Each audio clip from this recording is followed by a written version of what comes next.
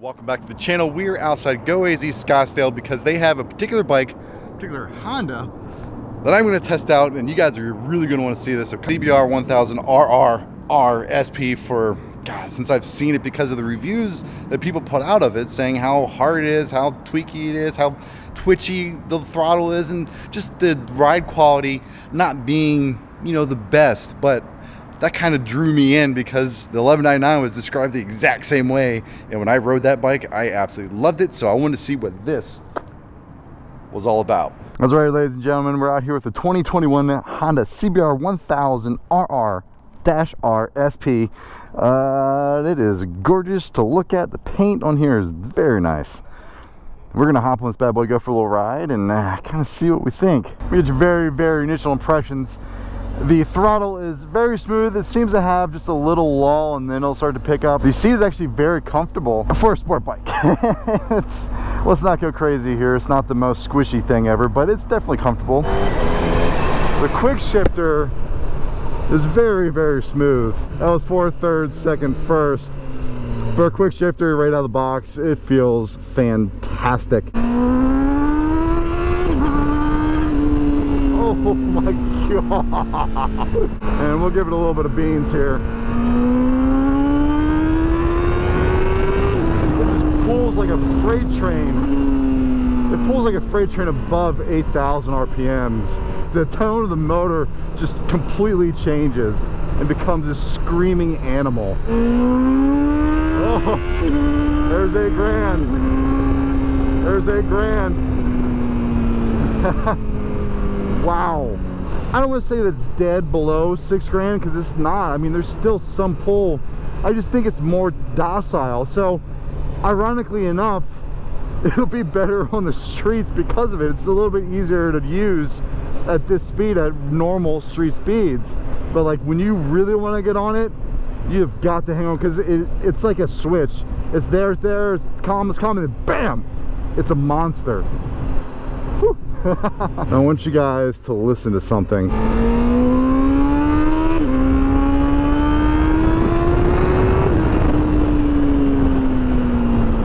Jesus. Alright, so while I figure out where the hell I'm at, let's look at this thing a little bit, because it is a stunning, striking bike. You know, I haven't been interested in CBRs for a good while. They just, I don't know, haven't really done much for me. I don't like the way they look.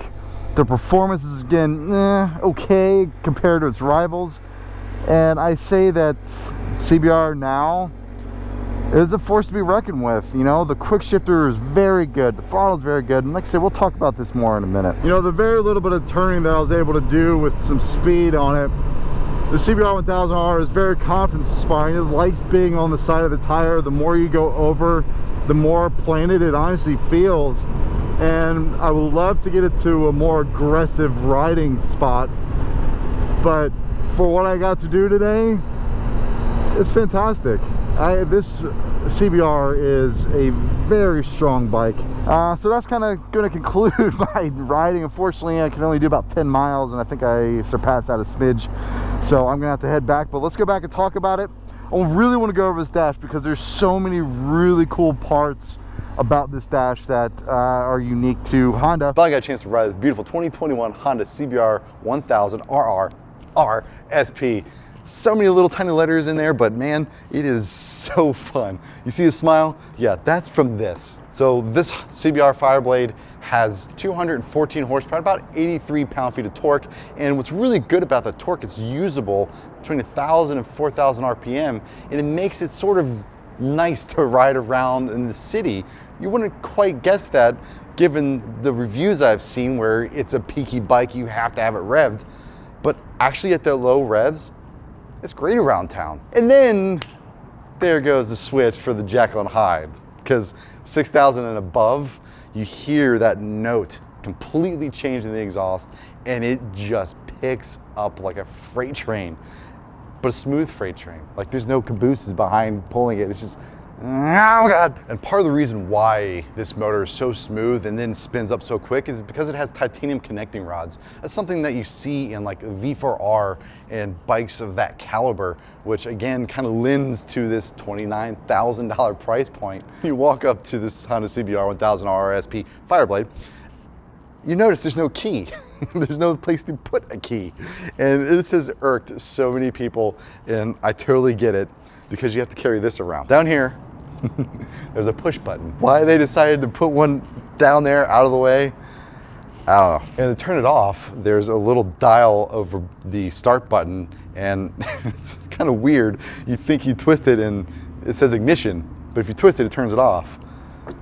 Like, wait, so does it turn it on? Does it turn it off? It's weird. Honda kind of made that not the most intuitive. So now as we go through the dash here, there is a lot to get through, so sit back, relax. There is so many menus, so much adjustability to this. Check this out.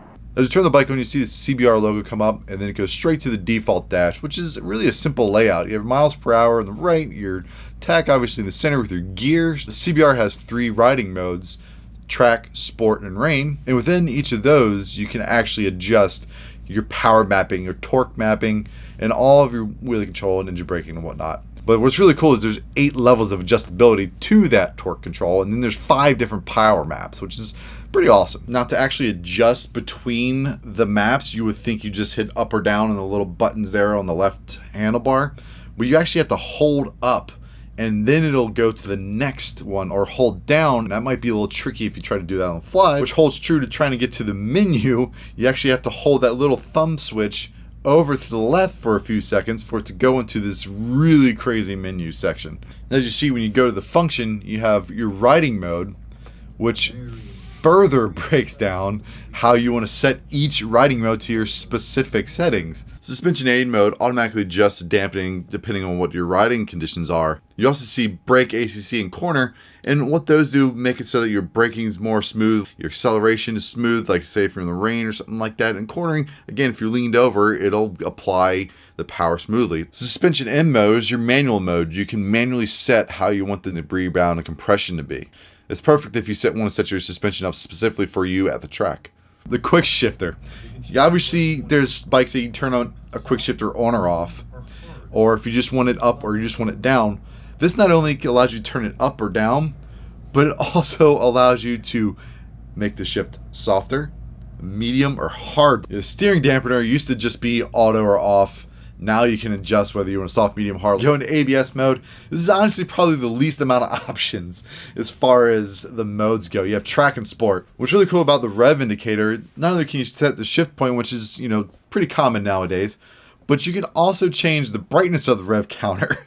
And then you can change the intervals that you see in the rev counter. Next, we have start mode rev, which might be a little misleading, but what that means is your launch control. And I don't know if I want to have this thing pinned at 6,000 RPM and then sort of let the clutch go. That might be a little sketchy. Now, if just the function and the adjustability within the bike wasn't enough, well, now you get to change the displays. You can name them if you want to change them. So you have 3 different settings here. You see, like I said, the default with the round rev indicator. Now the mechanic display, it really just gives you some of the pertinent information you'd want. Now as you see, these are pretty standard options. The brightness of your screen, you can change it. Info, you can actually put the grip angle as one of those info things that you have on your main screen. And it's really cool that you can adjust and have these different information layouts depending on, what section you're in. And then of course, you can name your bike.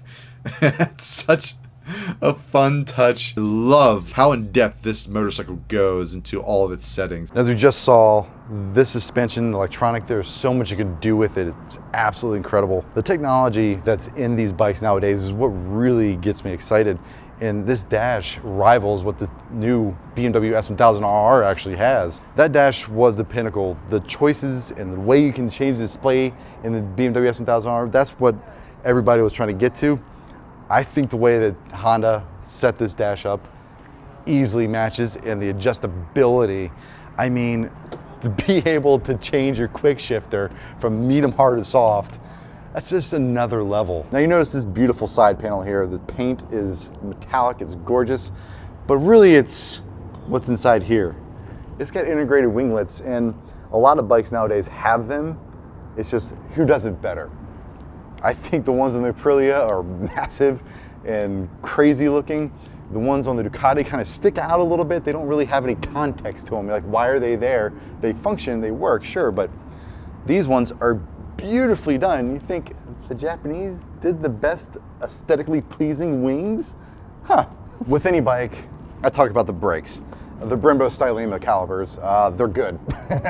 What's really cool about them is they don't have a crazy initial bite, so when you touch them, you don't lurch. They have a very, very strong progressive feel, and I love that. Now that I've been to the track more, I'm actually growing to appreciate that aspect of brakes, and these are super confidence inspiring. You can stay on them and rely on them, and they're gonna do their job beautifully. Something about the CBR that I wasn't a huge fan of that I'm kind of curious of what it would be when you actually really push the bike and you wanna lean off of it, is the way this tank feels. A lot of bikes, your legs get sucked up into them. You can see there's a curve into them. And then at the top, there's a spot where you lock your outside leg in when you're leaned over. Because of the way this tank's shaped right here, it actually feels like it pushes your leg out and around. That is probably one of my biggest quirks about it, is just the way this tank feels. You don't feel like you're sitting in the bike. You feel like you're definitely around it, because it is a little girthy in the midsection here. When I mentioned the compactness of the CBR, it's not so much that it's uncomfortable and that you feel like your knees are up in your ears and your hands are by your butt or anything crazy like that. The way I would equate this CBR is in between an RS-V4 and my Ducati V4. The V4's got a lot of legroom. There's a lot of real estate. There's a good stretch to the arms. Whereas the Aprilia, your knees are almost way up here. When you tuck in, your elbows are literally touching your knees. I think I have videos of my elbows touching my knees when I'm tucked in. So it's that in between of those two machines, which, you know, I've seen reviews of people saying the foot peg's actually really high. I don't think it's that bad, but again, my perspective is from an RS-V4 coming off of that to hopping on this. Put a little more context to it, is I'm 6 foot, so a bike like this, I don't feel like I'm just all bundled up and I can't move around. There's good space. It's just, you can feel that there's not a lot of space between here and here. Little side note, these foot pegs, they're kind of slippery. You know, like they got some teeth on them, but I don't know, I change them out. They're from the factory. They're not the best. They're, again, almost like the 1199s where you step on and go, whoop, slip right off. What an experience. I'm so grateful to Go AZ Motorcycles here in Scottsdale. They had this motorcycle in the showroom, hadn't been ridden, it's literally been pushed around, and that's it. And I'm the first person to actually ride this thing, obviously, other than the 2 people doing the PDIs, but that's pretty special, and I am very grateful for them allowing me to take this brand new beast out. If y'all are interested in this motorcycle, it is for sale here at Go AZ. Check them out, go online, put the links down below. Hit up Brian McLean, he's the one that I've talked to the most with this motorcycle, and the sales staff here is second to none. I love coming here. This is actually where I brought my first Ducati. With that, I hope you enjoy this very deep dive into the Honda CBR 1000RR SP Fireblade, because whew, all the name says how awesome it is. So with that, you all have a good one. I'm out. Fan of my eyes. I just noticed I'm like, has around 20. This I don't know how to word this. Are you an average size guy? I am not an average size guy, as my wife just asked. I know you want to know what that means. Just I'm above average. I have no idea where I'm at. This wasn't the right way to go. There's a valve. That valve is what turns the fun on and off. What an experience. I am so grateful to Go AZ Arizona. Shit.